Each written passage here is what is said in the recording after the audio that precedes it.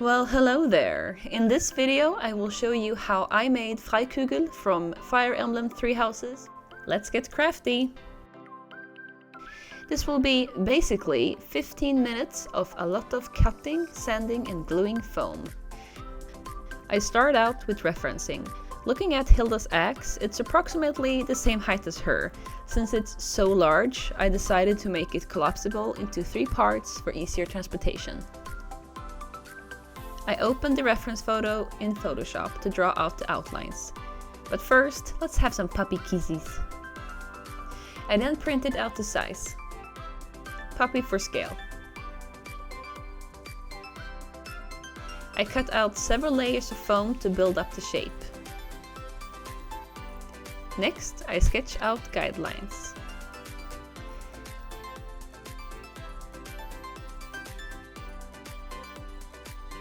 Before we start sanding the foam, safety first! I wear goggles, a respirator and plastic gloves. Alright, let's get to it. Time to sand away using my rotary tool. I also use regular sanding paper. I cut out pieces, dremel into shape, heat seal and glue with contact cement. And then I repeat this process over and over, building up the shape of the prop as I go.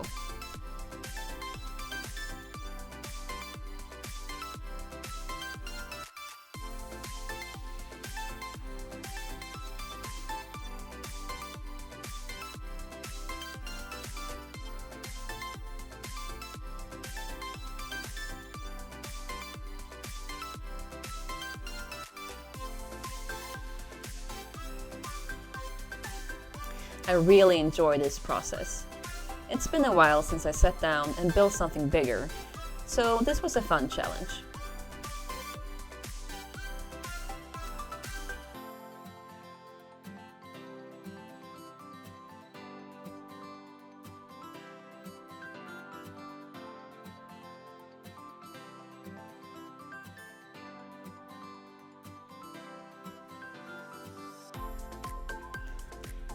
This is actually the first time ever I record the full making of a prop, so please let me know what you think about this in the comments. I really appreciate your thoughts.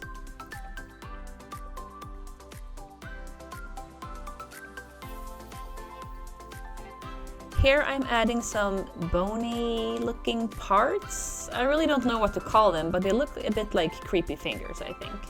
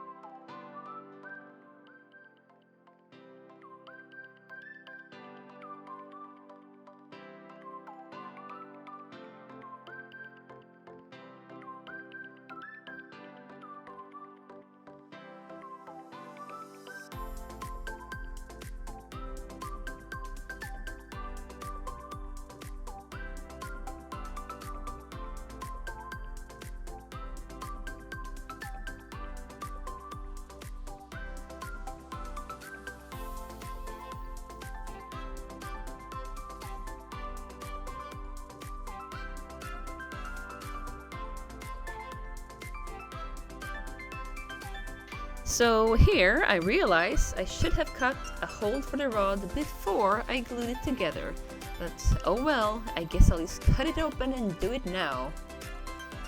Failure is part of the creative process, however frustrating it may be.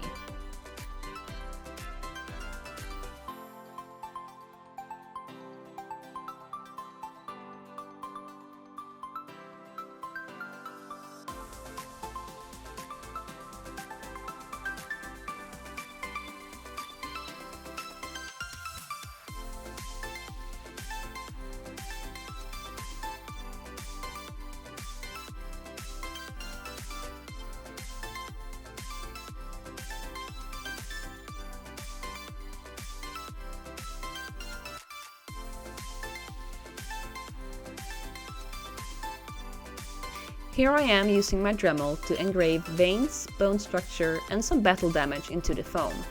I go back and do this several times throughout the build. I use some foam clay to fill in some gaps and build up some parts of the foam. When left to dry, the foam clay will be, well, like foam, and I will be able to sand and modify it in the same way as regular foam.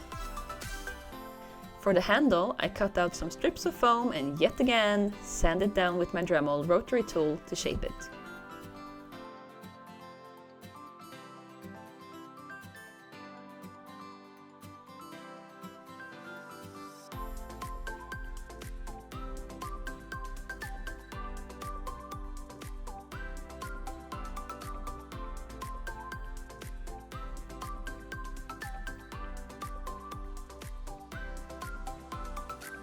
I used these foam dowels for additional details on several parts of the axe.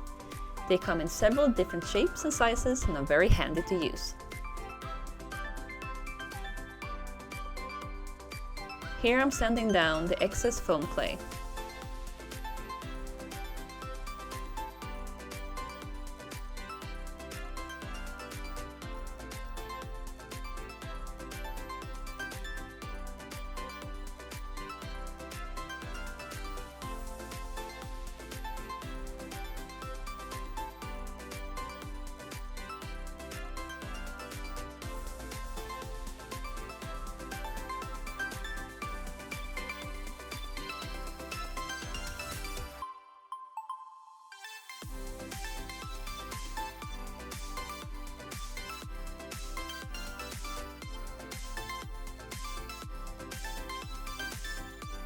For some more defined bone structure, I used my soldering iron to burn away the foam.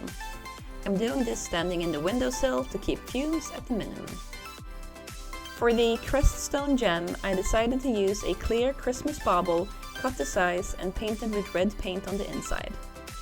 Compared to casting a solid resin gem, this is pretty handy and a cheap way to make bigger gems. That's also lightweight. I used some Warbler to stabilize the handle in this beak-looking thingy.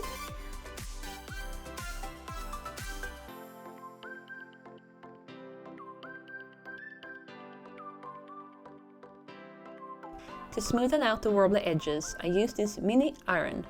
It's made for quilting originally, but it works like a charm. And some more foam clay and foam dowels for a coherent look.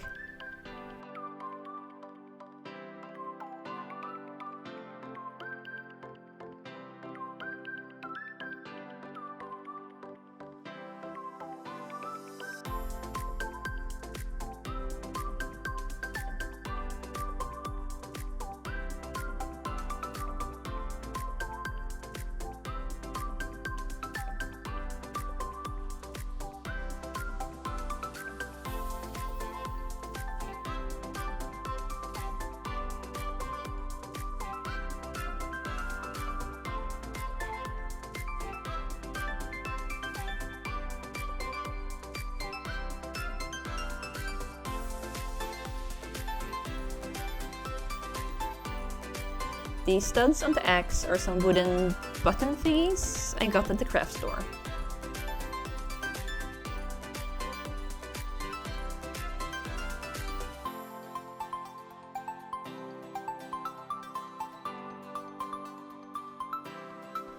Oh yes, it's coming together. I'm loving the look of this.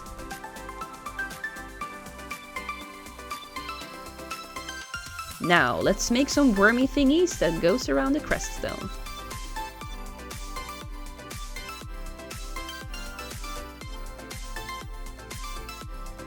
This can be taken apart in 3 pieces for easier transportation. Some quick seal and more foam clay to fill in the gaps.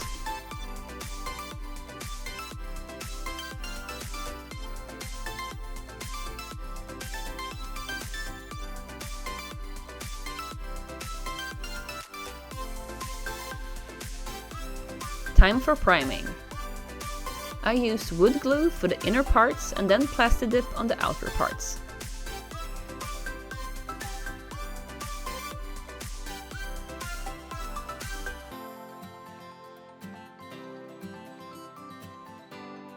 This was actually my first time ever using plasti dip. And this is because the long finger-looking thingies are a bit flexible, and I learned that plasti dip helps keep the paint job nice. But honestly, I was a bit let down by the coverage, especially considering how expensive this is. In the future, I'll just continue to use wood glue. Time for base paints. I used black for the silver parts, and then I actually had some bone white and sand color spray paints on hand for the bone parts.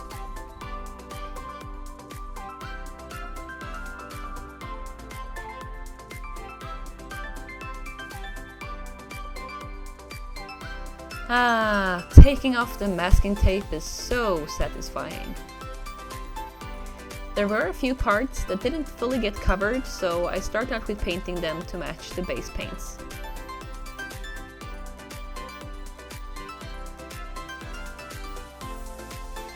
Next, I used this sponge brush thing to dab on the highlights.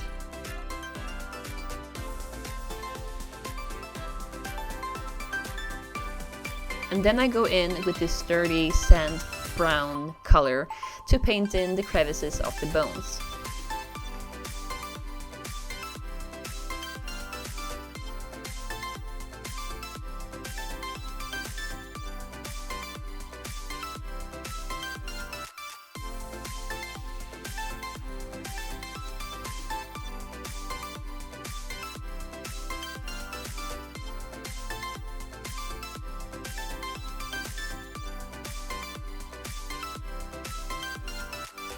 And then the same dab painting technique for the silver parts.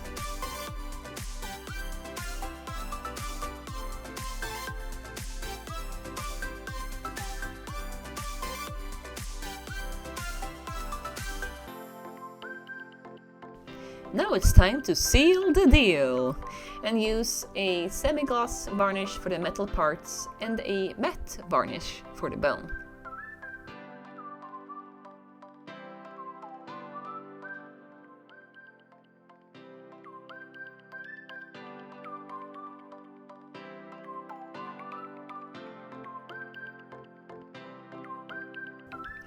The handle has this greenish-gray colored wrapping, and hey, my crafting material hoarding tendencies finally paid off! I happen to have just that color of yarn, which I glued and wrapped around the handle. I'm using Gorilla Super Glue because it dries quickly, hence the gloves.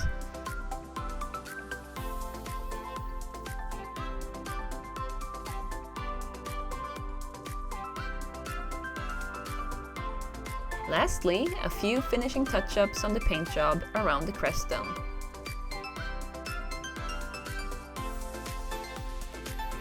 And there we have it! My beautiful Hilda with a Freikugel. Thank you so much for watching. If you enjoyed this video, please consider giving it a thumbs up and give me a follow if you haven't done so already. I hope you have a good day.